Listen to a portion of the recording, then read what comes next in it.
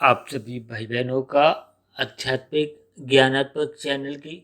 प्रश्नोत्तर ज्ञान कक्षा में एक बार फिर स्वागत है। आज की चर्चा में प्रश्न लिया है मौज मस्ती का। इस मौज मस्ती का संबंध देखिए प्रत्यक्ष रूप से तो रजोगुण से ही है, लेकिन ये मौज मस्ती का स्तर गिरते गिरते जब मनुष्य तमोगुण में गिरने लगता है तो फिर कुछ ऐसी स्थितियों में, विशेष रूप से देखिए किशोर अवस्था में, युवा अवस्था में और प्रौढ़ अवस्था में भी कुछ ऐसी स्थितियां समाज में देखी गई कि मनुष्य का मौज मस्ती के नाम पर तामसी प्रवृत्तियां बढ़ती जा रही हैं। ये तामसी प्रवृत्तियों का बढ़ने से मनुष्य का सत्वगुण समाप्त होता जाता है, क्योंकि वर्तमान समय कलयुग का चल रहा है। अब कलयुग के वातावरण में देखिए शास्त्रों में ही 5 स्थितियां,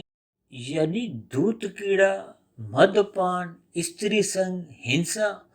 और अनीतिगत कार्यों से कमाया गया धन या स्वर्ण, इन 5 स्थितियों में देखिए प्रत्यक्ष रूप से ही कलयुग का वास है।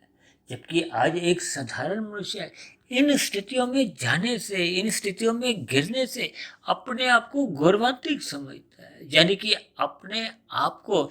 इन स्थितियों का संग करने पर किसी भी प्रकार की कोई लज्जा शर्म महसूस नहीं करता, जिसके फलस्वरूप मनुष्य का देखिए वर्तमान मिले हुए जीवन भी एक अंधकारमय बनता जाता है। और ऐसी स्थितियों में देखिए मनुष्य के पाप कर्म बढ़ते जाते हैं, क्योंकि जब मनुष्य रजोगुण में रहता हुआ ही बार बार गलतियां करता है तो फिर ऐसी स्थितियों में जब मनुष्य तमोगुण में गिरने लगता है, जब अज्ञानता के बादल उसके आसपास मंडराते रहते हैं, तो फिर सत्वगुण के अभाव में